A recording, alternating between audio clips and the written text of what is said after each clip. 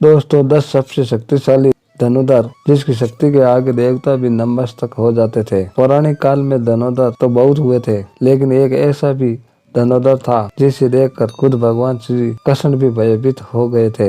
एक ऐसा भी धनुर्धर था जो अपने बाणों से समुद्र को भी सुखा देता था, और एक ऐसा भी धनुर्धर था जो क्षण भर में पूरी सृष्टि को विनाश कर सकता था। सबके पास थे एक से बढ़कर एक दिव्य अस्त्र, लेकिन सर्वश्रेष्ठ तो सर्वश्रेष्ठ ही होता है। आखिर कौन था सर्वश्रेष्ठ धनुर्धर? क्या अर्जुन सर्वश्रेष्ठ था? क्या कर्ण सर्वश्रेष्ठ था? आप जितना भी सोच लो अंदाजा नहीं लगा पाओगे कि कौन थे पौराणिक काल के सबसे सर्वश्रेष्ठ धनुर्धर। उसके जैसा धनुर्धर आज तक ना ही कभी हुआ है और ना ही कभी होगा। तो आइए प्राचीन भारत के 10 सबसे शक्तिशाली धनुर्धर के बारे में सबसे पहले कमजोर योद्धा से शुरू करेंगे और उसके बाद सबसे शक्तिशाली धनुर्धर के बारे में। दोस्तों 10 नंबर पर है द्रोणाचार्य। जब महेंद्र पर्वत पर भगवान परशुराम अपना सब कुछ ब्राह्मण को दान कर रहे थे, तब द्रोणाचार्य उसके पास पहुंचे और उसने संपूर्ण दिव्य अस्त्रों का ज्ञान प्राप्त करते हैं। उन्होंने ही कौरवों और पांडवों को शस्त्र चलाना सिखाया था। कुरुक्षेत्र के युद्ध में भीष्म के बाद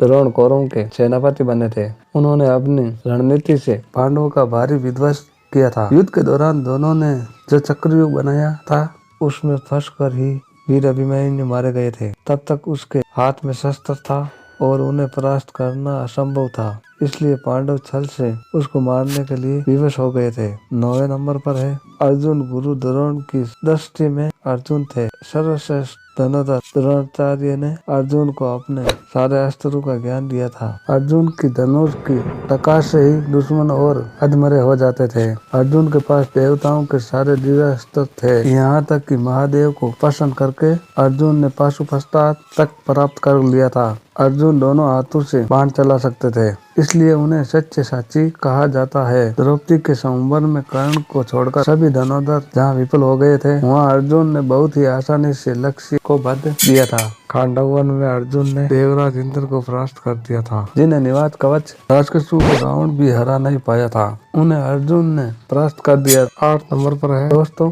भीष्म। गंगा माता के पुत्र थे। उसके गुरु स्वयं भगवान परशुराम थे। एक बार तो अपने गुरु परशुराम के साथ ही भीष्म का युद्ध हो गया था। युद्ध में भीष्म और परशुराम जी एक दूसरे से महाविनाशकारी अस्त्र शस्त्र चला रहे थे, लेकिन इस युद्ध कोई भी परिणाम नहीं निकल रहा था।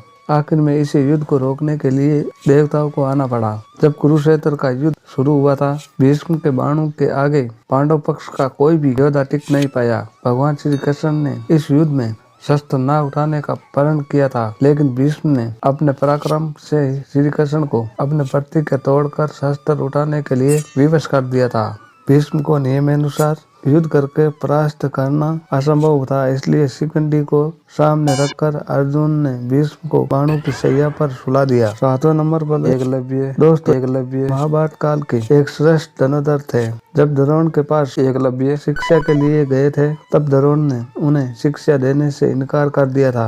इसके बाद दोनों को गुरु मानकर एकलव्य वन में धनुर्विद्या का अभ्यास करना शुरू कर दिया था। तब कौरव और पांडवों में से किसी को भी शब्द भरी बाण चलाना नहीं आता था। तब एकलव्य अपने अभ्यास से ही शब्द भेदी बाण चलाना सीख गए थे।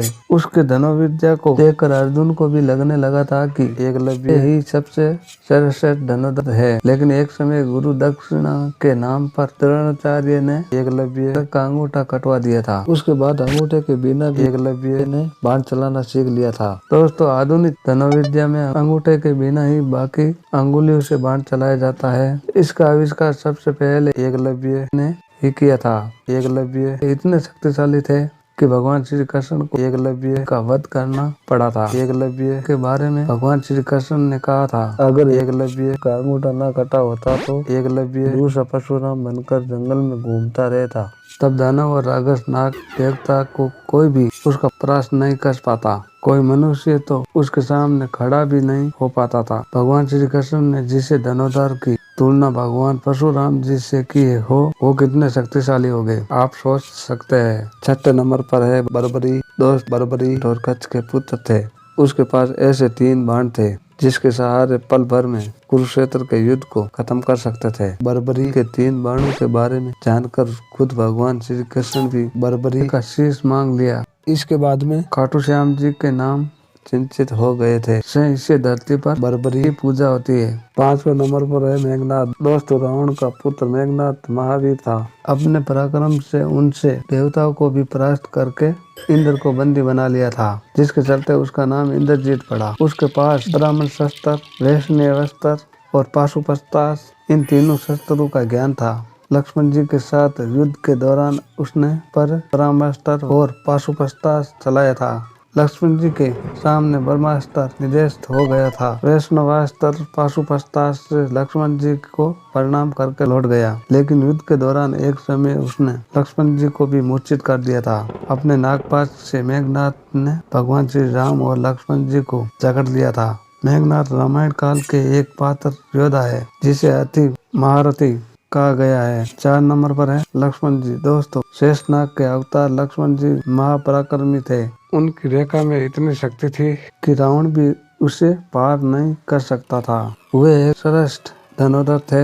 रावण के महाबलीशाली पुत्र इंद्र को परास्त करने वाले इंद्रजीत का वध वही कर सकता था, जो 14 साल तक सोया ना हो, जिसने 14 वर्ष तक किसी स्त्री का मुख ना देखा हो, जिसने 14 साल तक भोजन ना किया हो, और वे कोई और नहीं लक्ष्मण जी ही थे, और उन्होंने ही मेघनाद का वध किया था। रावण के शक्तिशाली पुत्र अतिकाय का वध भी लक्ष्मण जी ने ही किया था। युद्ध के दौरान एक बार लक्ष्मण जी ने रावण को मूर्छित तक कर दिया। 3 नंबर पर है कर्ण। दोस्तों, सूर्य पुत्र कर्ण महाभारत काल के एक ऐसा योद्धा था जिसके पास ऐसे दीर्घ कवच और कुंडल थे जिसे किसी भी अस्त्र में प्रदान ही हो जा सकता था। इसलिए युद्ध से पहले देवराज इंद्र ने छल से कर्ण का कवच और कुंडल छीन लिया था, लेकिन कवच कुंड के बिना भी कर्ण महाशक्तिशाली थे। अंतिम युद्ध में जब कर्ण को और अर्जुन का आमना सामना हुआ था, तब कर्ण ने 11 बार अर्जुन के गांडीव धनुष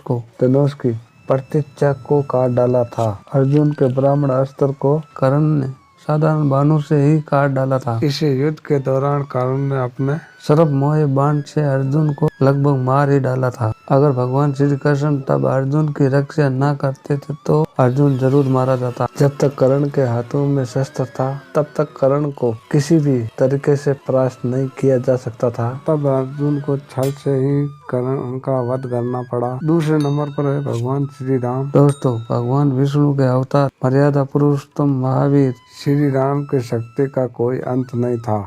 स्वयंवर में जब शिव धनुष पर पर्यत चढ़ाने गए थे, तब उनकी शक्ति से शिव धनुष टूट गया था। ऐसा कोई शस्त्र नहीं था जो श्री राम के पास नहीं था। जब समुद्र से लंका जाने के लिए श्री राम को मार्ग नहीं दिया था, तब उन्होंने अपने बाणों से समुद्र को सुखाने का विचार किया। तब श्री राम धनुष में बाण का संपादन करते देख समुद्र भी भयभीत होकर उसके सामने प्रकट हो गया था। श्री राम ने अपने बाणों से कुंभकर्ण और रावण जैसे न जाने कितने राक्षसों को यमलोक में भेज दिया था। 1 नंबर पर है देवों के देव महादेव। दोस्तों, संपूर्ण ब्रह्मांड और धनवर्त की सृष्टि महादेव से ही हुआ है। वही इस सृष्टि की शुरुआत है और वही इसका अंत है। उसकी शक्ति अनंत है। वे पल भर में किसी का भी विनाश कर सकते हैं, इसलिए वे सर्वश्रेष्ठ है। दोस्तों, आपका इस बारे में क्या कहना है, हमें कमेंट के माध्यम से जरूर बताइए। और अगले खास वीडियो के लिए फिर मिलेंगे। तब तक के लिए नमस्कार।